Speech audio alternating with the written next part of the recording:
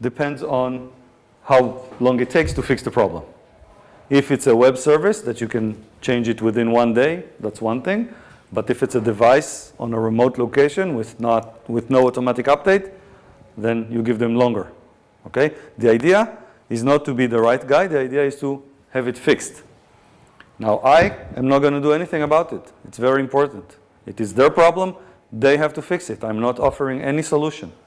Because if I did that, I would be impartial, and then you couldn't trust me. It could even be interpreted as an extortion. You have a problem, and if you pay me $500, I tell you how to fix it. And if you don't pay me, I don't tell you. This is extortion. It's illegal. So what I do is, you have a problem. I'm going to show you the problem, but you have to fix it. I'm not going to help you with that. That's your problem. You have to fix it. And then when the time passes, I go to full disclosure. Full disclosure is telling everybody about the problem. And then, if you didn't fix it, then the public can make a choice. They can say, so, I heard that the car by Nissan has a certain problem, so for this time I'm not going to buy a Nissan.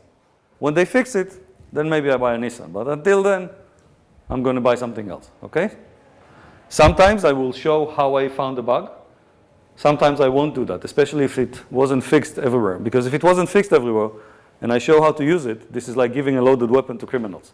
We don't want to do that. Remember, the whole purpose is to be the good guys and to do good things. I'm going to give a few examples. The first one, did you go to the cinema recently to see a movie? She did? You did? Good. Nice. Because a lot of people now don't go to the cinema, they watch it at home. So when you go to the cinema, you no longer buy the ticket in the cinema, you buy it at home over the internet, right? And then you go to the cinema and you find this device, which if you swipe your credit card, it will give you your ticket. That's it. That's all it does, right? It has a touch screen, and it has a credit card reader, which is something that will always get my attention, and it has a ticket printer, and that's it. No, you can't connect anything. So supposedly, it's secure. This is something in Israel. This, by the way, was already fixed, so I can show it to you. They forgot to remove the menu. This menu shouldn't be there because it's not part of the service. It's part of the development process. And it shouldn't be there, and people like me shouldn't see that. Because remember, this is a touch screen, so all I have to do is touch with my finger, and then the menu opens. And they disabled most of the options, but there was one option that they did not disable, maybe because they thought it wasn't dangerous, and that was the print settings. So if you go to the print settings, you get this little window that says, okay, these are the printers that I have. Remember, there's a ticket printer. And if you want, there's another button here that says, you can look for more printers on the network. Now, this also shouldn't be here. There's no reason for this to be here. If you press that button, then you get a Windows Explorer. But this one is limited. You can look around the hard drive, but only for printers. So that doesn't let me do a lot, right? Because I can't find programs, I can't execute anything. But what I can do is look at the list of directories or how your hard drive is built. I can learn things. I can know what software you have, maybe go back home, prepare some solution for it, right? But it gives me information. But here comes another problem. The fact that the touchscreen is supposed to be like a keyboard, it's also supposed to be like a mouse. So if you put your finger and you press it for 2 seconds, this is like doing a right click with the mouse.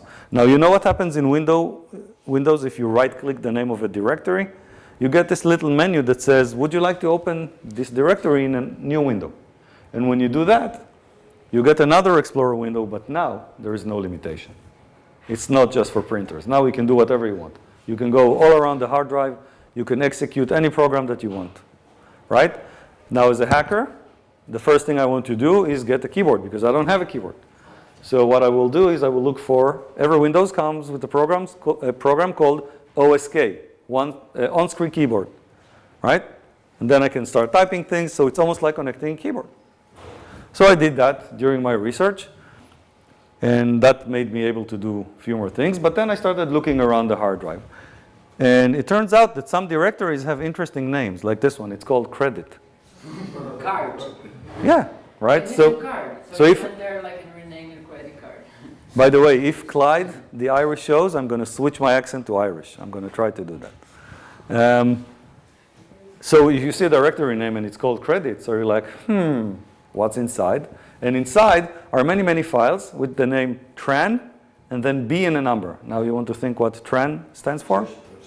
Transaction. Exactly. So I take one of these files and I use a super sophisticated hacking tool called Notepad. And bingo.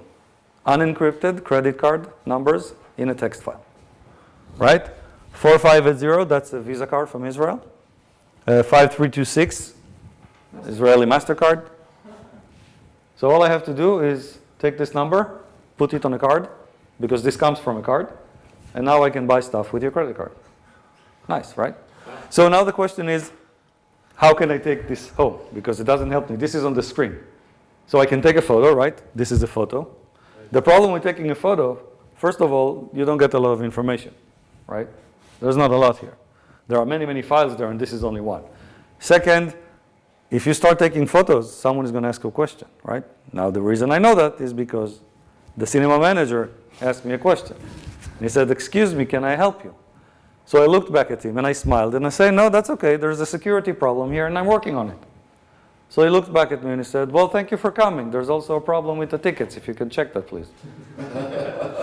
So he thought I was working for the company. I didn't say I was working for the company. This is called social engineering. I gave him a little piece of the picture, and he decided how to draw the rest of the picture. But I didn't lie, okay? But what else can I do? I have a printer. So I can print all the credit card numbers and then go home. Right?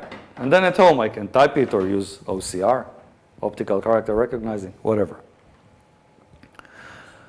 But it turns out that that's not all. When I kept looking a little bit more in the hard drive, I discovered begin RSA private key. This is the encryption key for the billing session. When you connect to the remote server of the credit card company and say, hello, this is a Visa card and I want to charge $20, this is the encryption you need to have in order to talk to that remote server. So once again, I printed it, took it home, scanned it, and then I got all the information of the encryption. Now, Masav, this is the Israeli credit billing system.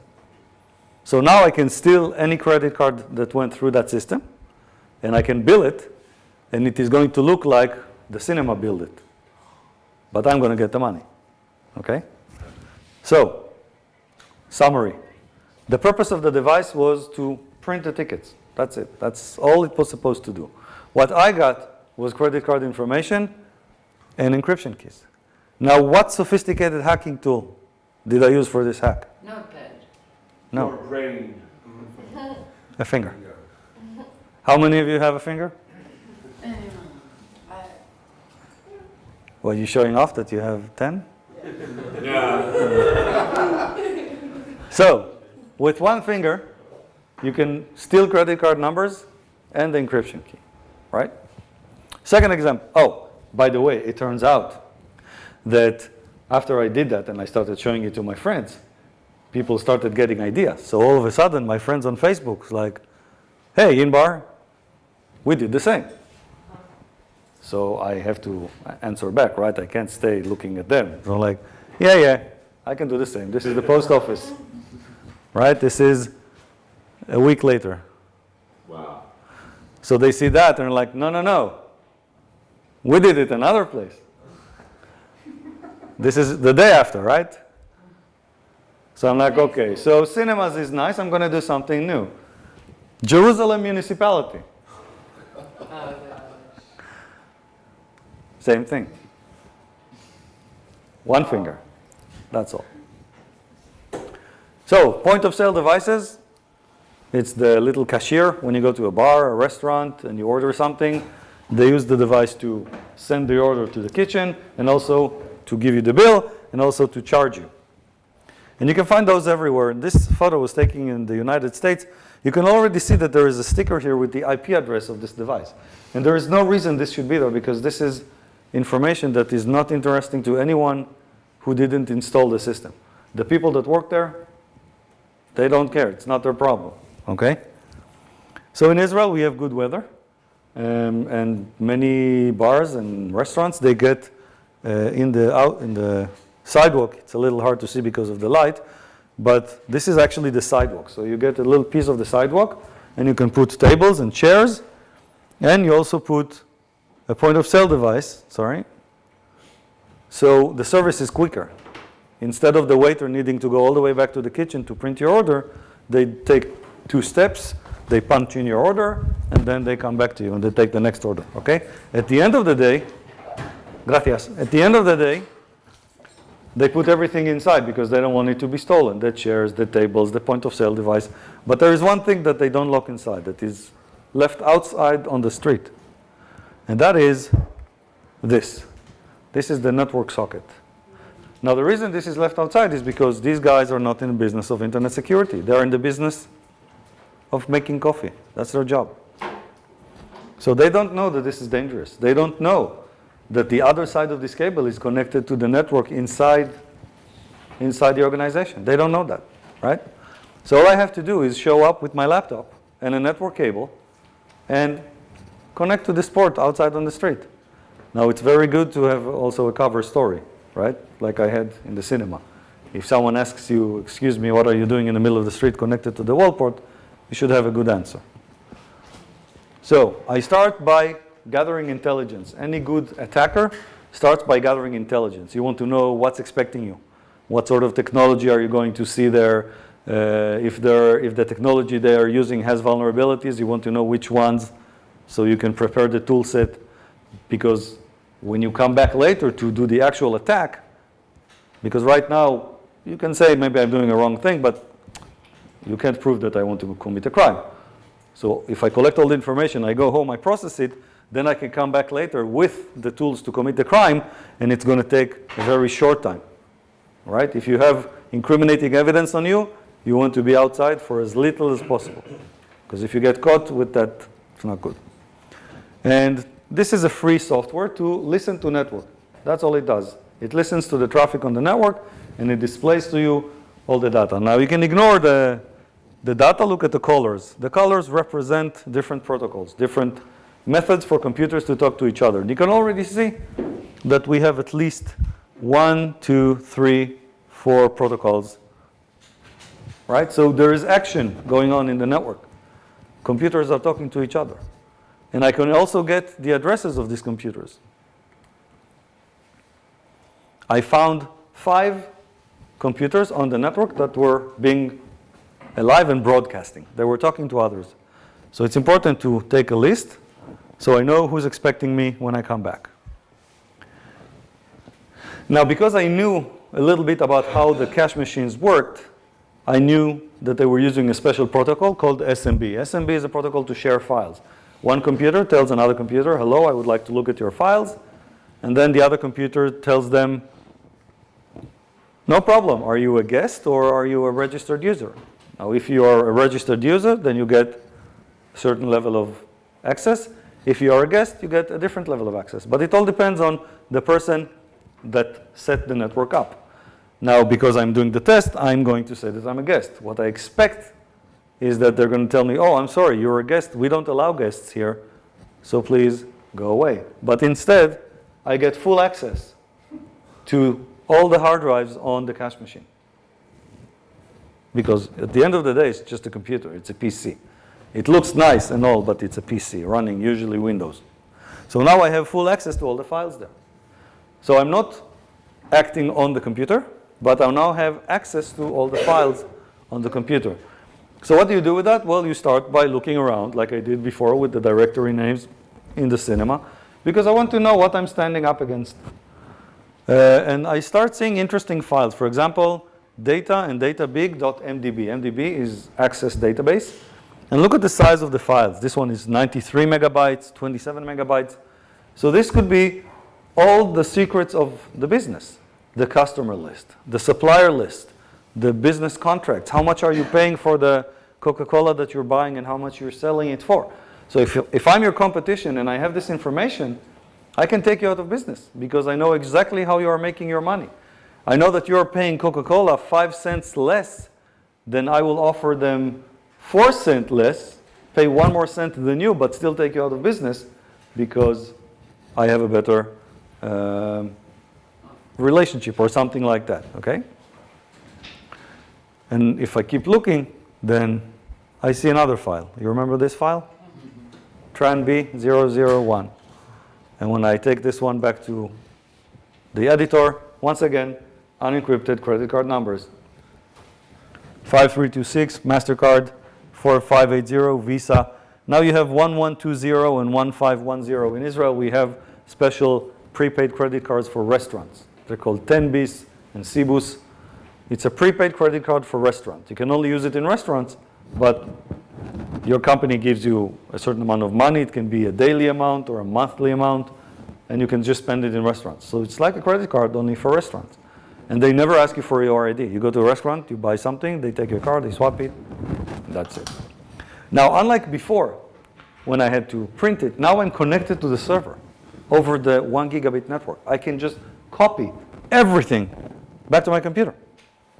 So I can have all the files from all the history ever, and it's going to take 1 minute. Imagine that. No longer printing and scanning and fixing and typing. No. I can copy everything this cash machine has ever done in a few seconds. Another thing that I do is I create a file list. Now, one of the things that distinguishes good hackers, which we call white hat hackers, from bad hackers, which we call black hat hackers, is the ethics. The ethics are how to properly do it. What is your goal? My goal is to make the world a better place. I want to fix vulnerabilities. I don't want to create new risks. Now, if I copied all the files and took them home so I can inspect them, I will have created a new risk. Now I have a copy of the data that belongs to that customer. And I've created a new risk that didn't exist before. Now the new data is under my responsibility. So I don't want to do that. I don't want to create an additional risk. Otherwise, it's very hard to explain how you are the good guy if you've just created a new risk that didn't exist before. So what I do is I just take a file list. I only make a list of all the files and I take that with me. I didn't actually take any information outside. Now, as an attacker, that still gives me a lot of information because based on the file list, I can know the exact version of every software that you are using. And once again, I can look for specific tools to attack that specific software that you are running. And because I am sitting on your inside network, I can do anything I want. And there's another server that doesn't have this file sharing service. So I assume it is not a cache machine. And the only thing I can think about, because this is a very specific number, I'm thinking, okay, this is the ADSL modem, maybe a cable modem, because all small businesses work like that. And when I connect to it, I get this weird screen. And this weird screen is looking familiar to me because I played with stuff like this before, and I realized that this is actually a web interface. Okay, it just didn't pass well on the network, but it's a web interface. So I connect to it in a slightly different way, and I get this screen. Turns out that I managed to find the printer, right? The printer where you print the bill, or where the kitchen prints the orders. Okay, so you can say that as an attacker, this is not very important. Maybe I can print a funny message, right? Inbar was here, call me because you have a problem, right? And if they come in the morning, it's going to be 2-meter long paper with, maybe I can write my favorite chapter of my favorite book. But as an attacker, it's not important. However, this one gives me another piece of the puzzle. It actually gives me the address of the gateway, the one computer that connects the entire place to the internet. And that is already a lot more interesting. And if I connect to that, I discover that I actually had that information before. If I look carefully, this is a screen you saw earlier where I was capturing traffic, you can see that there is a device by a manufacturer called D-Link. We know that D-Link makes ADSL modems, routers, they make communication equipment. So I could guess that information before, but as a good intelligence officer knows, it is always best if you have the same information coming from 2 different sources. Then you know for a fact that it's true, okay? Corroborating your data. And when I connect to that one, it says, hello, I'm your DSL router, but you need a name and a password. Anyone wants to guess the name and the password? The name of the restaurant. No, it's admin. That's the default password. When you buy that, it comes from the factory with the default password, and they didn't change that. What's the name? Admin. Admin. Yeah, Oh, yeah? that's it. And I get full access. And this is very bad because this is the device that connects the entire place to the internet. If I can make changes there, then I no longer have to be standing outside in the street with my cable. I can connect from the outside world. Imagine that. And now I can steal all the credit cards between now and the end of time. And no one will catch me because they will never look at this box. Whoever looks at the setup of their ADSL. And if I made a change to the setup, would you know? Like I said before, you're in the business of making coffee. You're not in the business of internet security. So this makes me able to connect to this business from the outside world without anyone knowing. And it turns out that criminals starting doing that, yes. If someone does it and steals, would it be easy for you to find that person? That depends on how much effort they are putting into hiding themselves. It could be very difficult or it could be very easy. And it turns out that criminals, I've been talking about this example for 2 years. And last year, criminals actually started doing that. So I don't know now if one of those criminals was sitting in one of my talks and I gave him the idea. I hope not. But they do the same. They use default passwords to hack routers. Or maybe this is on you, right? Maybe this is me. Yeah, that could be me. You never know. So this is an article by this very important internet blog writer who has very good coverage of cybercrime, and he has the best sources. And he exactly describes what I was talking about years before. Criminals change the information on your internet router, and they do crime with that. They steal your data. They use your IP address to attack somebody else. You were asking, I can connect to your ADSL and attack many. And then if many looks on the identity of the attacker, he's going to see you. He's not going to see me. That's why he's sitting behind you. It's not. You see? That's the identity of that. So, the purpose of the device was a cash register and a local server to store all the history. What I got, once again, credit card numbers. I got customer database, a lot of bad things for you. And what sophisticated tools did I use for the hacking?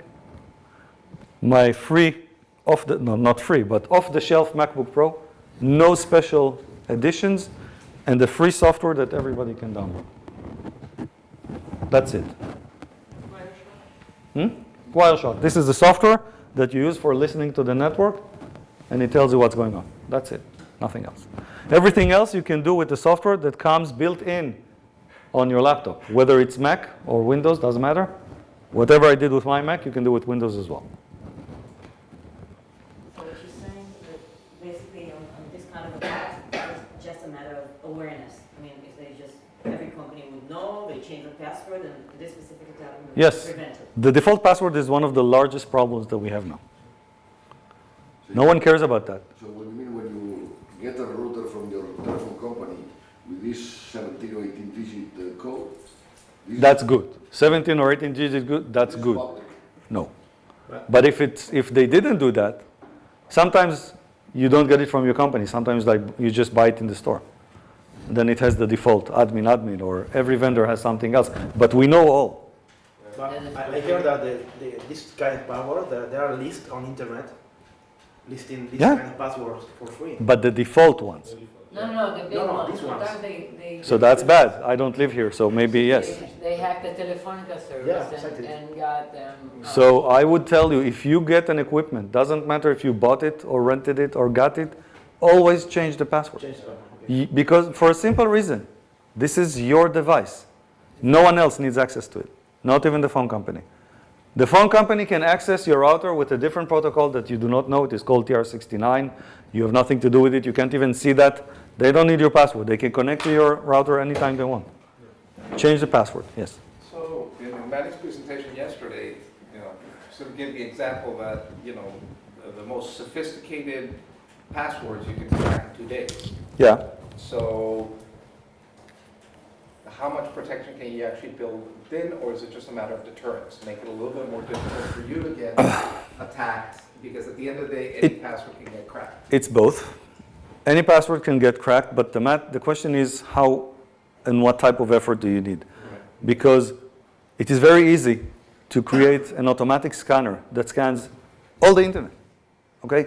All the internet, every single computer on the internet, to scan through all of them and look for this modem, you know how long it takes?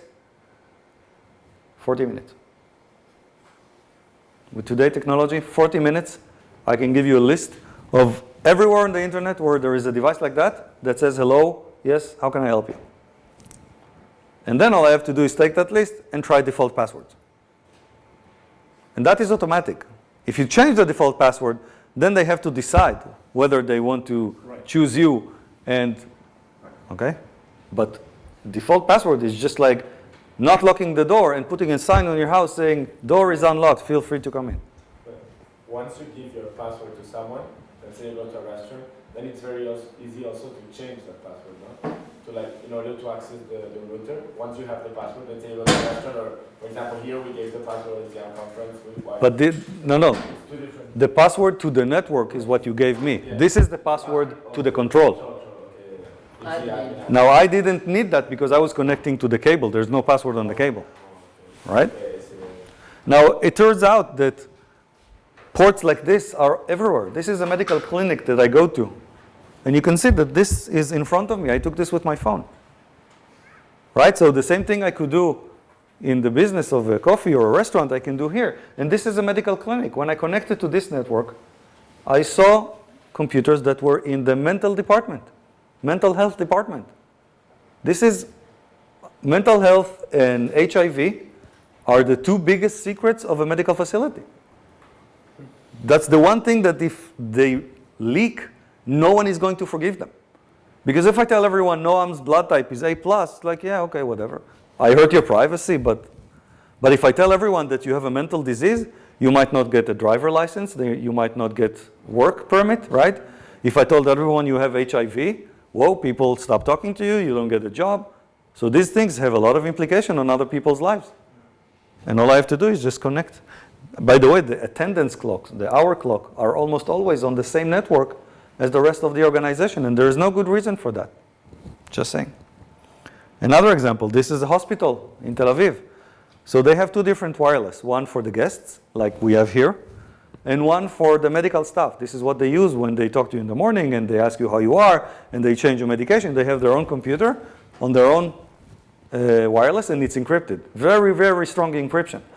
But what helps is a very strong encryption of the wireless if all I have to do is disconnect this from the port and connect my own. You remember the device I showed at the Gadgeton thing? I connect that one instead of this one. And now I have wireless access to the secret network. This is like that. What is this, the picture? This is access point. This is like the one you see over there in the back. That's the internet.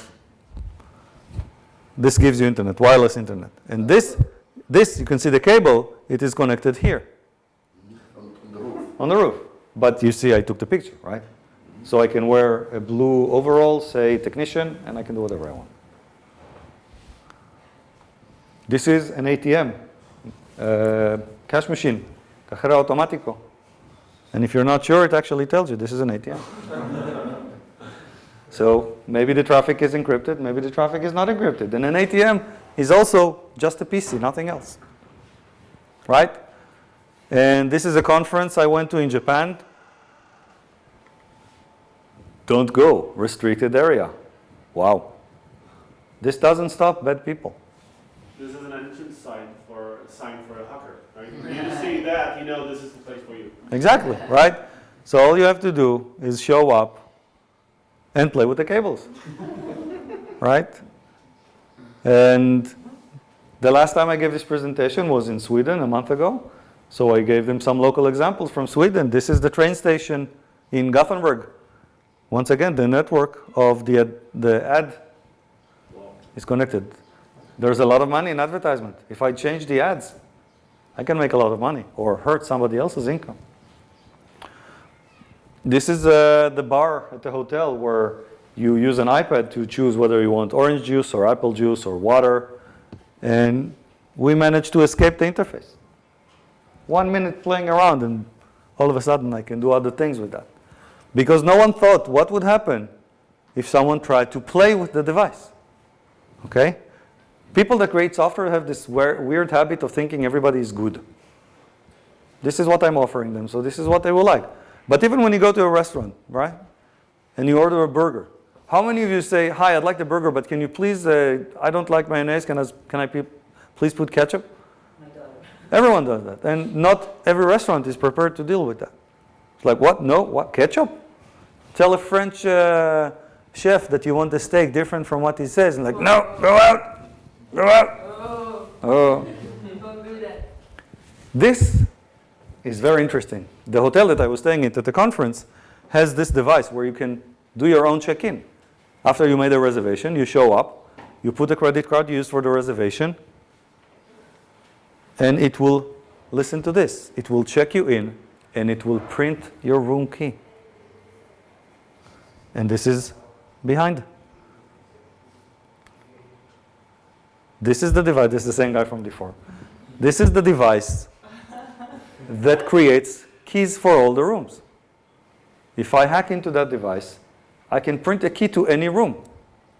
And you wouldn't know. Any room. Imagine how bad is that. What happens if I'm a spy organization? What happens if I'm your competition? If there's a big conference of Apple and someone, or of Checkpoint, and someone from Palo Alto comes, and they print a room key for my room, and then they come and they copy stuff from my computer. Imagine that. Political. Everything, yeah. Right? Look at that. Cables, you can just take it out. And this was at the conference.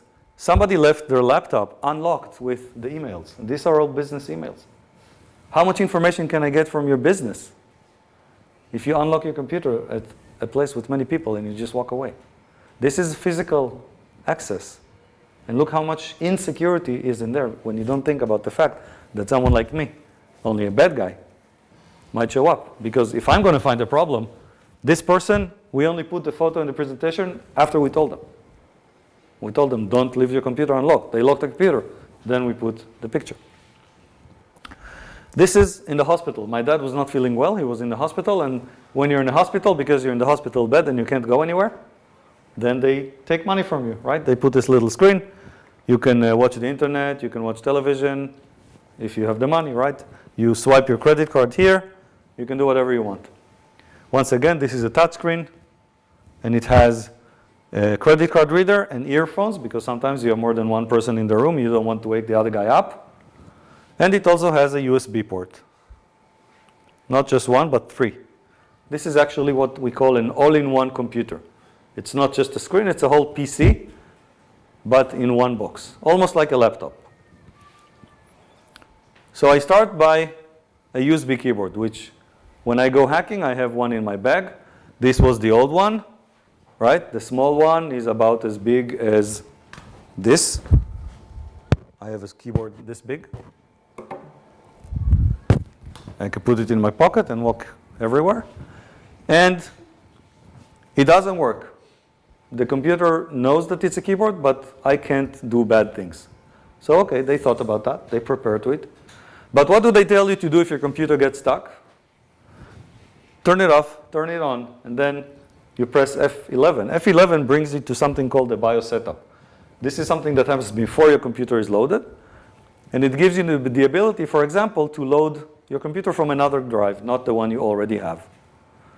Now, this should be password protected. This has the option to protect it with a password. They didn't do it. Why? I don't know.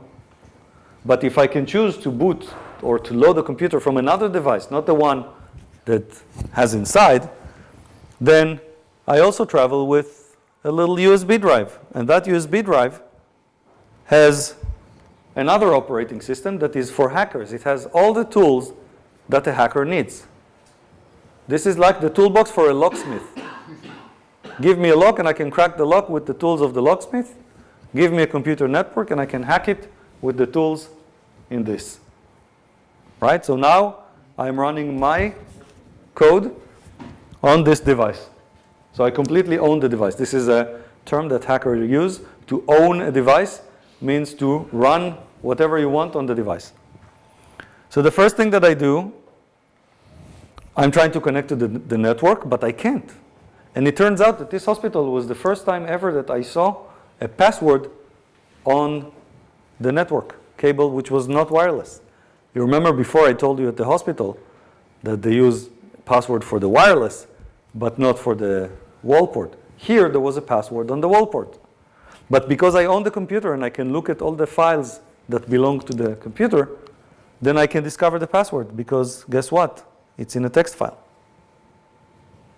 So all I have to do is copy the password and use it in my operating system now, and now I get network access. So this is an encrypted network inside a hospital. Imagine that. Maybe it's connected to other networks inside the hospital. And you know, people always think about data theft when they talk about cybercrime, right? What happens if they steal my information? We talked about Noam. What happens if I tell everyone that Noam has a mental illness? Then I stole his personal information and I caused damage. But this is a medical facility. There are a lot worse things that you can do than steal information. For example, change information, right? Let's say that Karen is allergic to penicillin, and I remove that from the record. Next time Karen goes to the hospital, she gets a shot of penicillin because the computer doesn't say she's allergic to penicillin. What happens if I change Annabelle's blood type? Annabelle's come to the hospital after an accident. She's unconscious, God forbid. They give her blood, but it's the wrong type. It will kill her. Don't be sad. They always check. They always Don't do check. that. You're a bad They person. always check. I will give you a better example. Let's say, If you're conscious, right? But if you're No, they always make a first test before. yeah. Now let's say that I don't like my prime minister. Let's say it happens. Why would you? Why? Every He's so most of the prime ministers are older men, right? They're not 40. They're usually 50 or 60 or sometimes 70. People that are 70, they go to the hospital, right? Every now and then they get an X-ray, maybe a CT scan. A CT is a computer, right? What is the C in CT? Computerized tomography. It's a computer connected to the radiation, and it's on the hospital network. And because it's computerized, then they have the name of the patient. Because when you get, even in the X-ray today, you get an X-ray, in the result, your name is there. The computer knows your name. Now, we discovered that it is possible to access this from the internet if you know what you're doing. So all I have to do is wait until the prime minister goes into a CT check, right? They're going to put his name in the CT device. And then I'm going to hack the device and turn the radiation to maximum. Now, he's not going to feel anything. No one is going to know anything. But a few days later, that's it. And they will never know. Because radiation is not something you can see. So just imagine how bad it is. It's not just about stealing information. So, this is a little bit more technical, not important. I want to skip to the last example. My dad got better, which was a good thing. So I didn't actually get a chance to see whether the network that this device was connected to other devices as well. Right? So maybe all I told you is a possibility, and maybe it's not. We were about to report. That's what you're doing when you're visiting your father? Yes. I do that 24/7. Very bad. 24/7. No, on the contrary. I came every day. You were keeping it. And his father is happy because his son is so devoted. But it turns out my boss's mother was not feeling well. She went to another hospital in another city, and it turned out that they have the exact same device. So now they are just waiting for someone else to get sick so they can continue the research, because it's all the same device. So, summing up, the device was a smart television for hospital patients. What we actually got, we got encryption network, and we got possible access to other networks. It's possible. We don't know. We didn't have the time to check. What sophisticated hacking tools did we use? This. USB keyboard, USB mouse, and free software. This is free. That's it. Everyone can go with these devices in their pockets, and it's okay. It's not illegal. No one's going to know. This is not like lockpicking stuff. If you see lockpicking equipment, you know it's lockpicking. But if you see this, you can't know. Last example, I was flying to the Dominican Republic to give this presentation, and in one of the terminals in the JFK airport, you have these devices next to the gate. This is a very nice device. You can, if you get to your flight ahead of time, you can order stuff from the stores on the terminal, and they will bring it to you before you go to the plane, right? Americans will always find ways for you to spend more money, especially if it's food. Exactly, right? Now I got to the plane 40 minutes before I had to. When I get bored, it's a little dangerous. And I started playing around with it. And if you look at the bottom of the device, you discover that like the hospital device, this is actually a whole computer. It's not just the screen. You would expect them to put the computer itself in a locked cabinet and then outside only the screen. You can see that in many places. This was not the screen. This was the whole computer. And all the ports here at the bottom. Now this, by the way, can be easily disabled with software. You can tell the computer, please ignore the USB ports. Easy. Didn't do that. No. They didn't do that. So what do I have in my bag all the time? USB keyboard. And it turns out that I'm the administrator on this computer. And when I look around the network, I discover more than 70 more devices of the same type on the network. And they were all installed from the same disk, so they are all identical. So I'm not only the administrator on this one, I'm the administrator on all other 70 devices. And it is also connected to the internet. I can reach the outside world, which opens the possibility to install a little malware on this computer, a little virus, that will send information outside. So every time someone buys something, I make a copy of the credit card and I send it to some other server. And this can last forever, right? No one will ever know. And I also find out that they have this software to control the computer from a remote location. It's called a remote desktop. It's very good if you have a lot of computers in many remote places and you sit in one place and you can fix them or look at them. And they were using a password, but I was the administrator on the computer, so I could actually discover the password as well. So this is like before. It doesn't matter if you have a password, but anyone can reach it. And I got the password. And even the network router, the wireless, was giving a lot of information that was very useful for an attacker. Okay? People don't think about the bad guys. It makes us feel uncomfortable. The human being has this built-in tendency to think that everything is okay. You would like to, you would like to think that people are telling you the truth. In fact, your mind is built in such a way that there will have to be some alarming details before you start doubting the story that you are given. Some of the details can be the way I'm telling you the stories, right? If I'm telling you the story and I'm scratching my nose or I'm looking down, or you ask me a question and then instead of looking you in the eye, I look somewhere else, maybe you get suspicious. Or maybe I tell you a story that has no sense because I don't know your culture. I come and I start telling you something, and we had a talk that you told me that in Catalonia it's better to be a business owner than an employee, and I tell you something else and you're like, what? This is weird because this is not true, right? But if I don't do any of these things, if I tell you just parts of the story, if I behave like I'm okay, your mind believes me because it makes you feel better. You want to think that everything is okay. And people don't think that there are bad people outside. You don't want to think that someone is trying to hurt you. It makes you feel bad. This is all I used to do the hack, a keyboard, nothing else. Now, local networks, okay, are not as supervised and inspected as the internet. When your business is connected to the internet, of course you protect it, you put a firewall, you look at all the traffic from the inside to the outside, from the outside to the inside. But very few places actually look at the traffic inside the organization.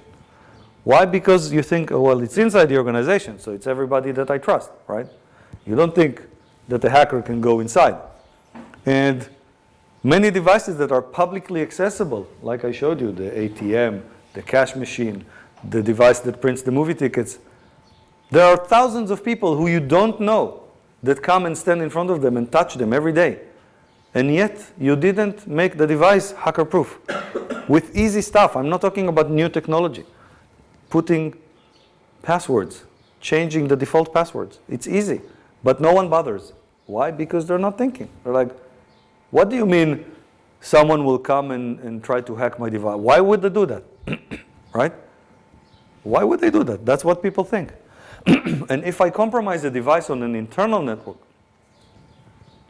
because of what I said earlier, that they are not monitored, it's very easy for me to get to all the secret information in the organization because you're no longer looking for that.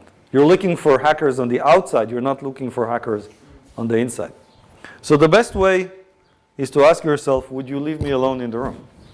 No. Right? If you answer no, then there is something you need to do. Get a security expert. Look at your setup. Change the password. Make sure it's protected.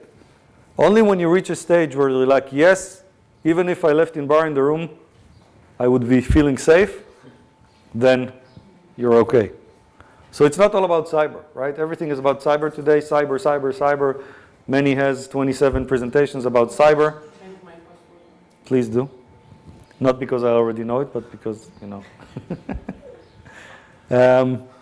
It's not all about cyber. Cyber is important. The majority of the attacks are coming from the cyber side, but it doesn't help if you protect against the cyber side, because actually the attacks of the type that I showed that are not only not sophisticated, right? From this moment on, every one of you, next time you travel or you walk around, you will start seeing that. All of a sudden, you will recognize these ports on the wall. You will recognize computers that someone unlocked and left unlocked. You will start seeing that. You will be aware. So these attacks are a lot more dangerous because now I'm already inside. And I can make a lot more damage when I'm on the inside. So thank you.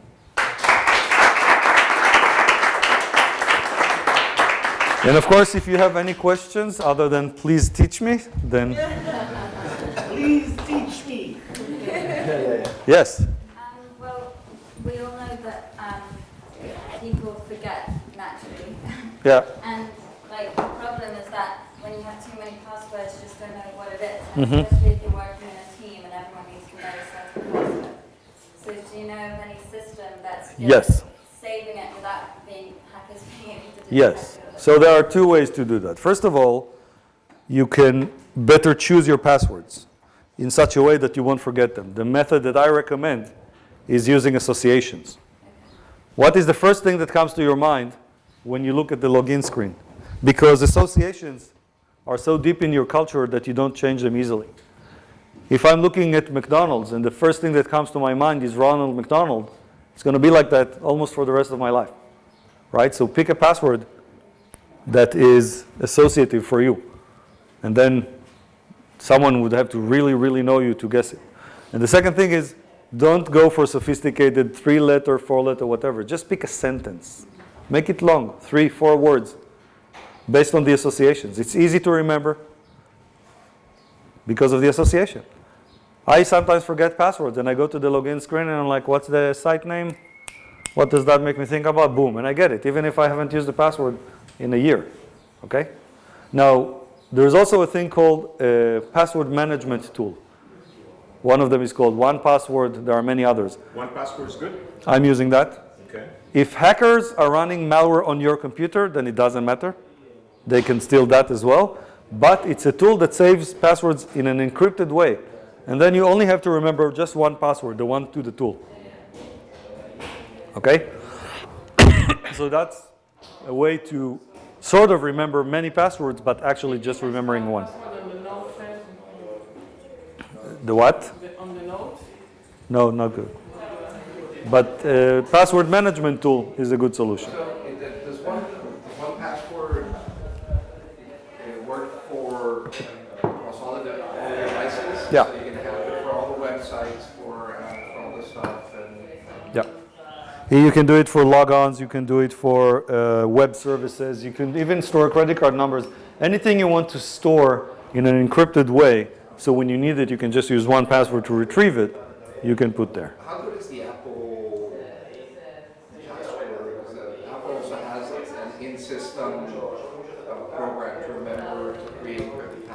I don't know to compare it. But it's not cross-platform, so. Yeah. If someone is already following mine, how can I clean that up? How can I, sanitize? You can't, because you never know what the attack looks like. Always, if you know you've been hacked, you have to reinstall. Reinstall. Yeah, because you really don't know. For example, maybe they didn't install anything. Maybe they just added a new user. Yes. Maybe they just added a new user to your setup, a new user with a password. There is nothing installed on the system, and yet they can connect from the outside world without installing anything, just adding a new user. So this is your startup now? It's a startup I work at, but get in touch with me here, and if you have any questions, then at the most I will switch you over to my private email. Support to companies abroad, or? Well, we just started. We're going to make web security. So when that gets a little further down the road, because we really just started, then I'll be happy. Tel Aviv. Yeah, sure. Please do. Going ahead. Inbar, Yes. question with, this is